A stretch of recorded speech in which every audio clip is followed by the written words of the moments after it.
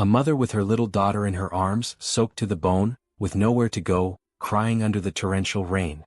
And a man driving by, destroyed inside, who has been barely surviving for years. Two strangers. One decision.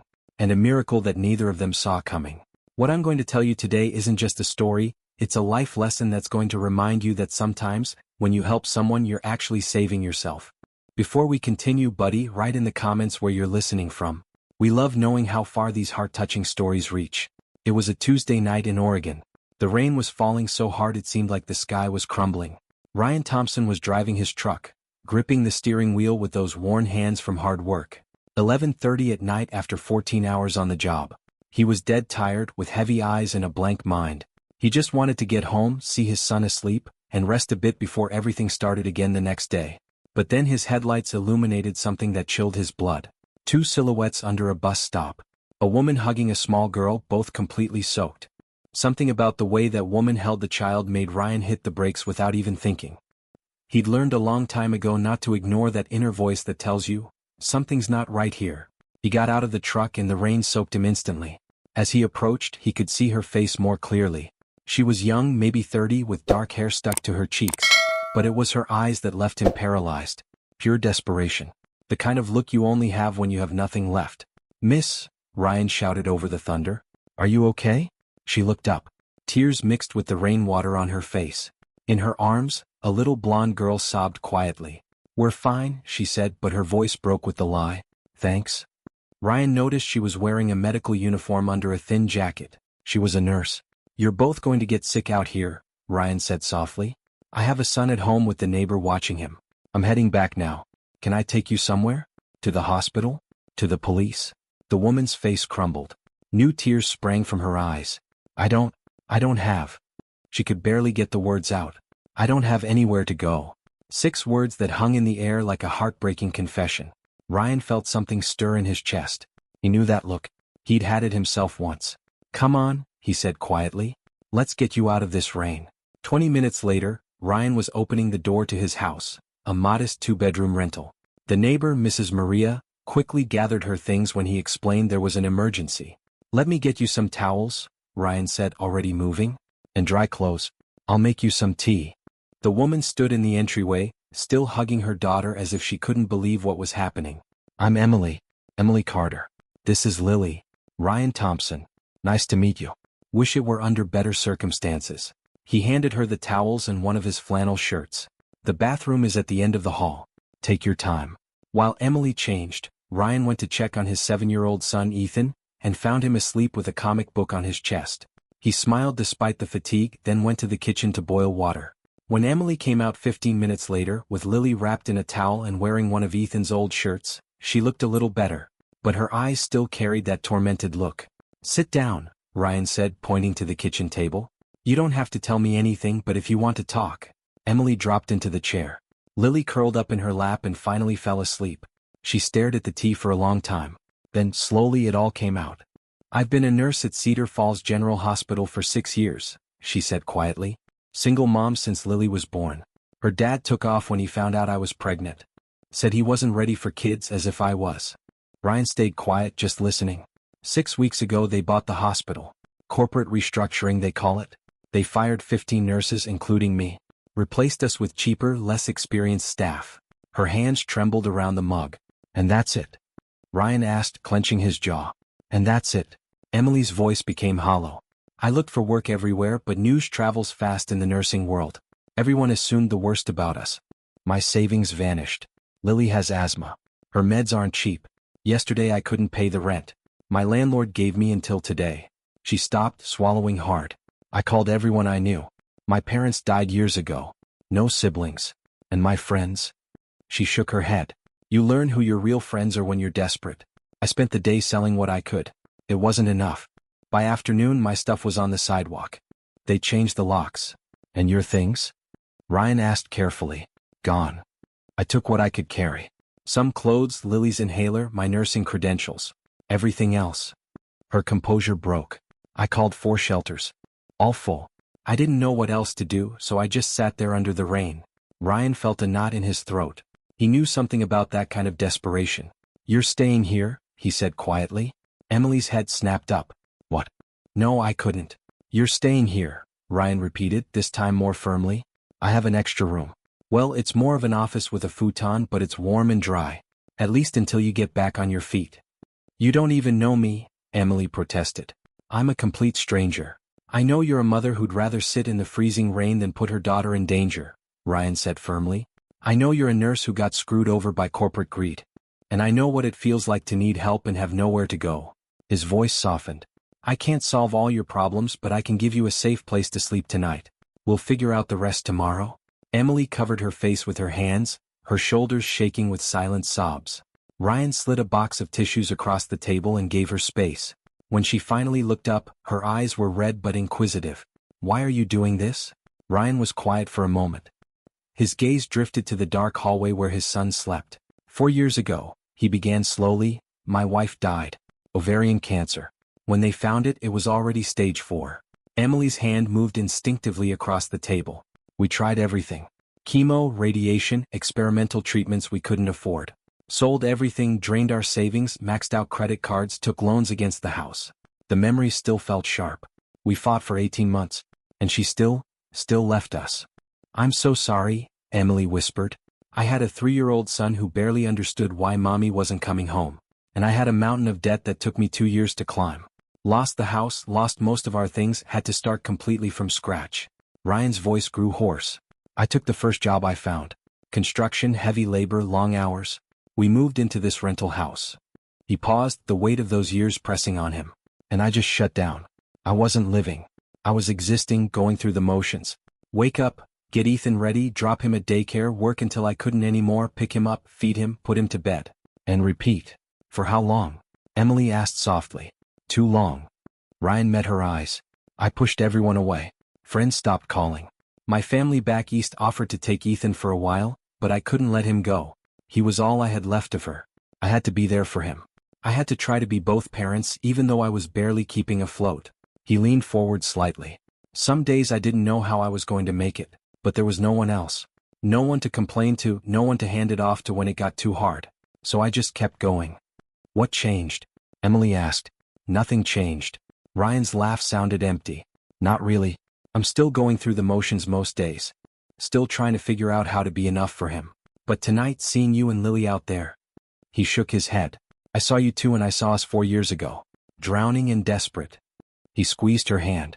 Maybe the only thing that makes sense of what we went through is if we use it to help someone else going through the same. No one was there for us when we needed it.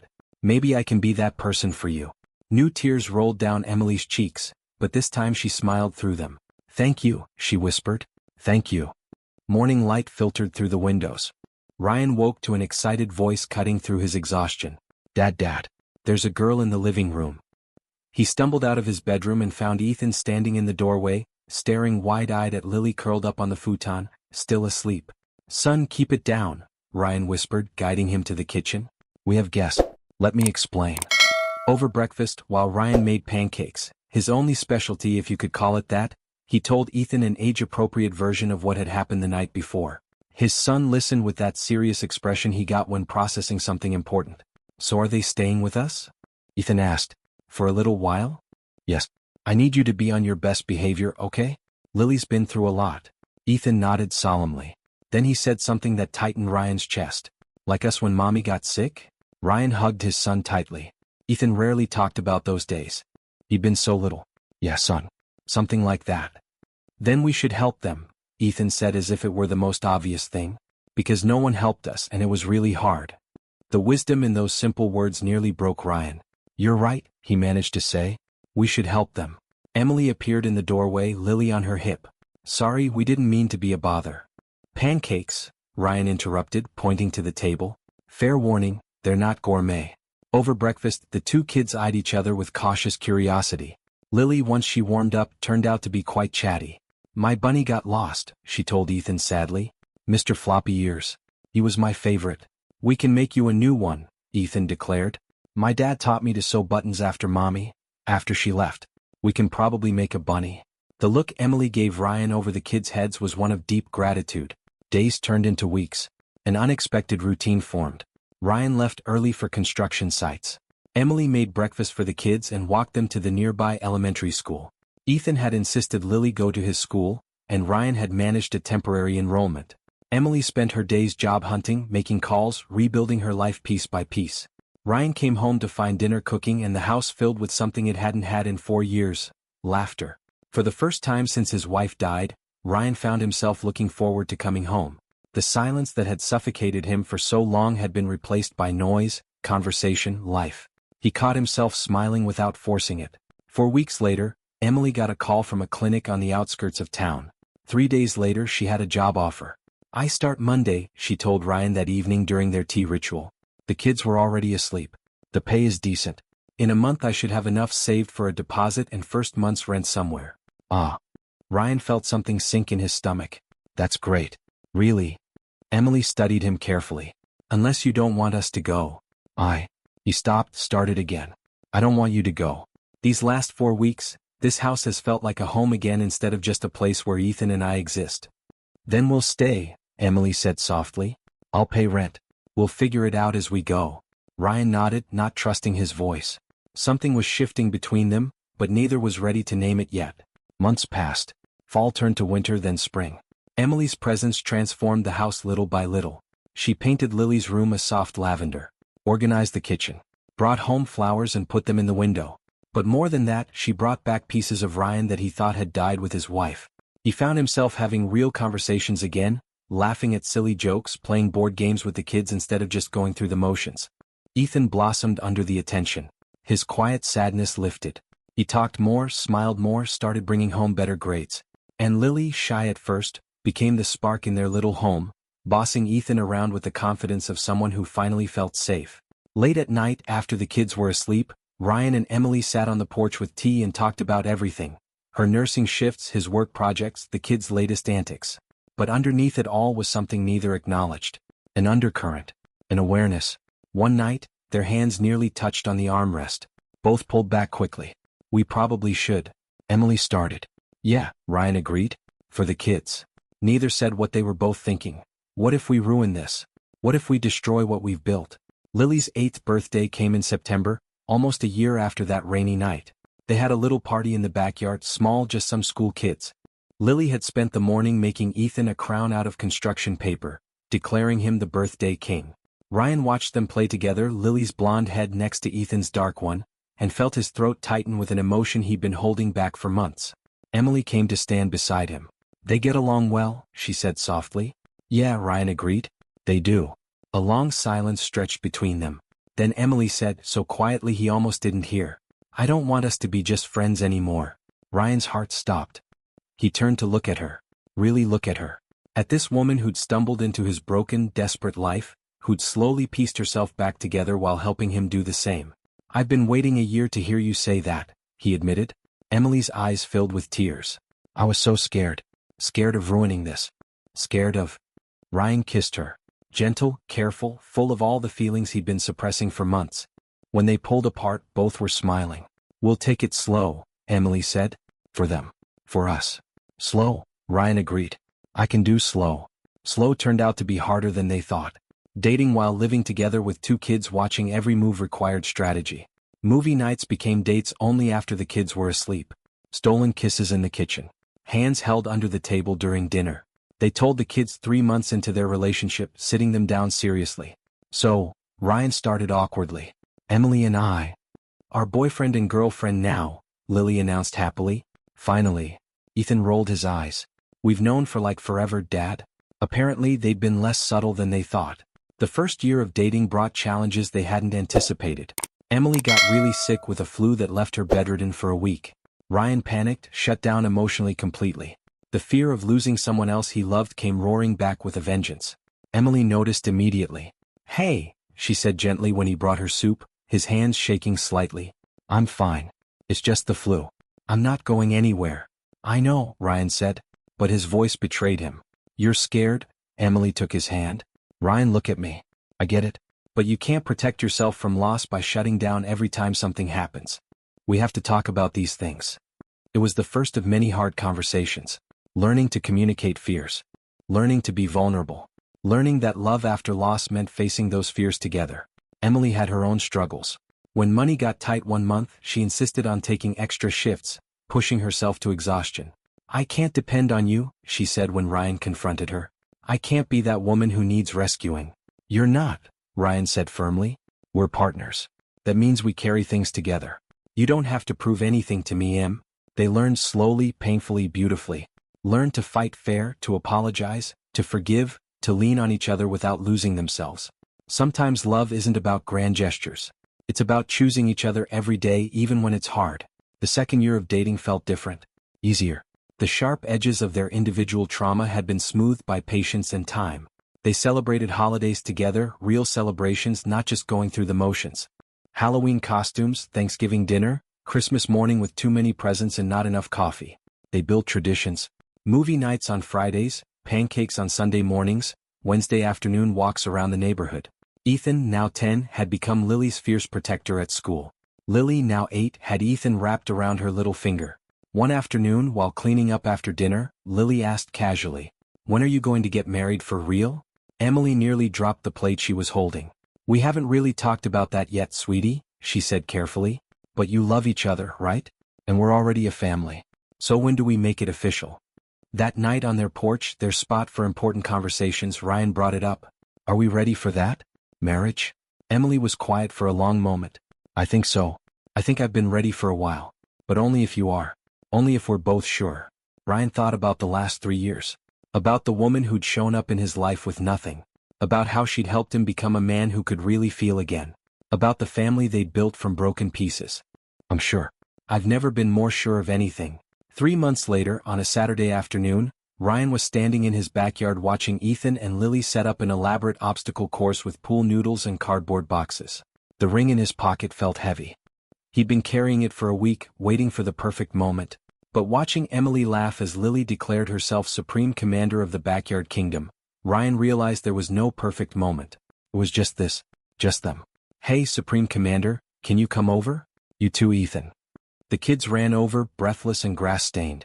Ryan knelt down, looking at all 3 of them. His son who'd learned to smile again. This little girl who'd brought chaos and joy to his orderly existence.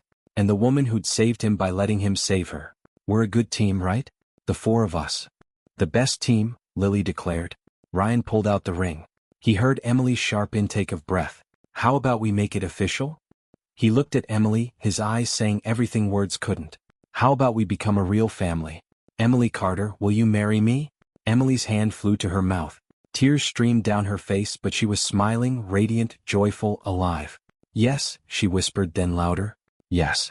Ethan whooped in excitement and tackled Ryan in a hug. Lily bounced up and down, not fully understanding but caught up in the excitement. Emily kissed him, and it tasted like promises and second chances and home. The wedding was 6 months later on a cool fall day. They kept it small, intimate, just close friends and Mrs. Maria who'd witnessed this whole journey from the beginning. The ceremony was outdoors with leaves falling like confetti. Lily walked down the aisle first as flower girl, taking her job very seriously. Ethan followed as ring bearer, grinning ear to ear. Then Emily appeared and Ryan forgot how to breathe. She was beautiful. But more than that, she was whole. Healed. Strong. When it came time for vows, Ryan's voice was thick with emotion. "Emily, you taught me that being broken doesn't mean you're beyond repair. You showed me it's okay to live again, not just exist. You brought laughter back to my son and gave me back my heart. I promise to choose you every day in good times and hard because you're worth choosing. You're worth everything." Emily was crying openly now. "Ryan, you showed me that home isn't a place. It's the people who choose to love you when you have nothing else to offer. You taught me that accepting help isn't weakness and letting someone in doesn't mean losing yourself. I promise to be your partner, your equal, your home for all the days we have." The officiant barely finished pronouncing them husband and wife before they kissed amid applause and laughter. That evening, after the small reception, after the kids were finally asleep, both piled in Ethan's room because they were too excited to sleep alone, Ryan and Emily sat on their porch once more. "Do you ever think about that night? The rain. Every day. I think about how easy it would have been to keep driving. About how for 4 years I'd been driving past life itself. I'd given up," Emily admitted, sitting there in that shelter. "I couldn't see any way forward. I was just empty." She turned to him. "You gave me back hope. You gave Lily a home. You gave us a future." Ryan pulled her closer. "You did the same for us. This house was a tomb before you came. Ethan and I were ghosts haunting our own lives. You made it okay to live again." Through the window, they could hear Ethan's voice drifting from his room. And then the knight and the princess and the dragon became best friends and lived happily ever after. Emily laughed softly. Our son has quite the imagination. Our son. The word settled like a blessing. Ryan thought about that rainy Tuesday 3.5 years ago. About how he'd stopped for a stranger. About how that stranger had become his everything. We saved each other, he said quietly.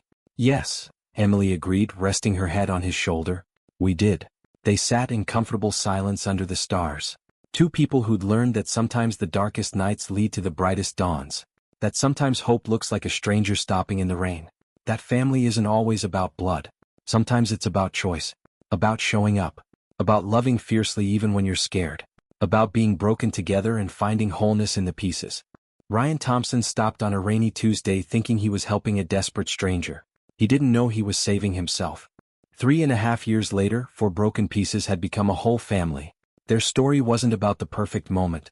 It was about patient healing, second chances, the grace we find when we're brave enough to let hope in again. Look, life is going to knock you down. It's going to leave you on the ground wondering if it's worth getting up again. You're going to have nights where the rain falls and you feel like everything is falling apart. You're going to be there, alone, thinking no one understands what you're going through. But here's the truth this story teaches us. Sometimes the person you need shows up right when you least expect it. Sometimes helping someone else is exactly what you need to save yourself. And sometimes the strongest families aren't born of blood, but built from the choice not to give up, to keep believing, to open the door when everything tells you to close it.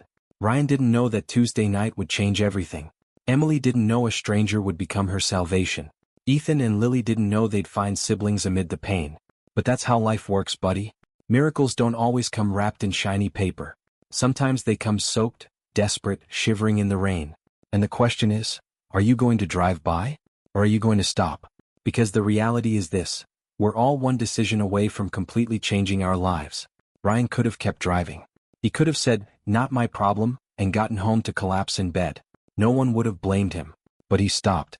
And that moment of humanity, that small spark of compassion amid his own pain, created an entire family. You know what's the strongest part of all this? That Ryan wasn't okay either. He wasn't a hero waiting to save someone. He was a broken man barely keeping afloat for his son. But he chose to help anyway. And there's the biggest lesson of all. You don't have to be whole to help someone else. You don't have to have all the answers. You just have to have heart. Emily could have stayed in her pride. I'm not taking charity from a stranger. But she swallowed her ego, accepted the help, and look what happened. She learned that asking for help isn't weakness. That letting someone lift you up doesn't mean you're less. It means you're human. And the kids, buddy. Ethan and Lily teach us that kids are stronger than we think. That they can heal, can adapt, can love without fear if we give them the safe space to do it. These two little ones found siblings and shared pain. Found family and choice. This story is a reminder that your story isn't over. No matter how dark it gets. No matter how many doors slam in your face. No matter how many times you sit under that metaphorical rain not knowing where to go. There's someone out there. Maybe it's a stranger who's going to stop. Maybe it's a friend you didn't know you had. Maybe it's you finding the strength to get up one more time. But hope exists. Redemption is real. And second chances aren't a fairy tale, they're possible when you dare to believe in them. So if this story touched your heart, if it reminded you there's still goodness in this world, share it. Send it to that buddy going through a rough time. To that friend who feels like everything's lost. To that family member who needs to know they're not alone. And if you're the one under the rain right now, literally or figuratively, listen to me, hold on. Keep breathing. Keep putting one foot in front of the other. Your Ryan is on the way. Your Emily is looking for you. Your family is waiting to form. Because sometimes in the darkest nights, when you feel like you can't go on, that's when dawn is about to break. And when it does, you're going to look back and realize all that pain had a purpose. All that suffering was preparing you for something beautiful. Ryan and Emily didn't have a perfect fairy tale ending. They had a real one. With fights and makeups. With fears and courage. With good days and bad days. But they chose each other every day. And that's more powerful than any perfect story. So next time you see someone needing help, stop. Next time you need help, ask for it. Next time you feel like everything's lost, remember this story. Remember 4 broken people became a whole family. Remember a rainy Tuesday changed everything. And remember this, buddy, helping someone else doesn't just save them. It saves you too. Because at the end of the day, we're all looking for the same thing. Connection. Love. Home. Family. And sometimes, all it takes is one person having the courage to stop in the rain. This is your sign. Your life can change today. It can change with one decision. With an act of kindness. with opening your heart when it's most scared. Because that's what the brave do. Not those who never fear, but those who act despite the fear. Ryan was scared. Emily was scared. But they did it anyway. And look what they created. Love, family, hope, home. Now it's your turn. What are you going to create? Who are you going to help? What miracle are you going to let into your life? The rain is going to fall. That's for sure. But it's also for sure that the sun always comes out after the storm. And when it does, you're going to be there. Stronger, wiser, more whole. Because you're not broken forever. You're in the process of rebuilding. And sometimes, rebuilt things are more beautiful than the originals because they carry the marks of everything they survived. So if this story moved you, if it made you feel something, let me know in the comments. Tell me your story. Tell me your rain. Tell me how you survived. Because your story matters too. Your pain has purpose too. And your happy ending is waiting for you too. Don't give up, buddy. Don't stop. Don't let the rain win. Because somewhere out there, someone is about to stop for you. Or maybe you're about to stop for someone else. And that moment, that single moment of humanity, is going to change everything. The story of Ryan, Emily, Ethan, and Lily teaches us that love after loss is possible. That families can be built from will and choice. That hope never dies completely, it just waits for the right moment to shine again. And that moment is now. Your moment is now. Don't wait for everything to be perfect. Don't wait to be completely healed. Act now. Love now. Live now. Because life is short, buddy. Too short to spend it just existing. Too short to pass up chances to help. Too short not to risk loving again. Ryan took the risk. Emily took the risk. And look what they gained. Everything. Now it's up to you. Stop for someone. Accept help when you need it. Build your chosen family. Create your own miracle. And always remember this. No matter how hard the rain falls, no matter how dark the night, dawn always comes. Always. Your dawn is on the way. Just hold on a little longer. Just keep believing. Just keep loving. Because in the end, that's all that matters. The love you gave, the lives you touched, the people you helped lift when they were down. And when you reach the end of your days, you won't remember the cars you had or the money you made. You'll remember the nights under the stars with your family. You'll remember the kids' laughter. You'll remember the moment you decided to stop in the rain and change a life. Maybe your own. That's the most beautiful truth of all, that it's never too late to start over. Never too late to love. Never too late to be the person someone else needs. Ryan did it in his 30s after years of pain. Emily did it at her lowest point. And you can do it too. Today. Right now. So go. Be brave. Be kind. Be the reason someone else believes in miracles. Because that's what we are when we choose love over fear. Walking miracles. Hope on legs. Living proof that things can get better, that wounds heal, that families form in the most unexpected ways. And if today you're the one under the rain, hold on. Your Ryan is coming. Your story is just beginning. And the best chapter hasn't been written yet. See you in the next story, buddy. And in the meantime, remember, sometimes saving someone else is exactly how you save yourself. Like this video if it touched your heart. Share it with someone who needs to hear it. And stick around for more stories that remind you life, no matter how hard, is always worth living. Because your story isn't over. It's just beginning. And it's going to be beautiful.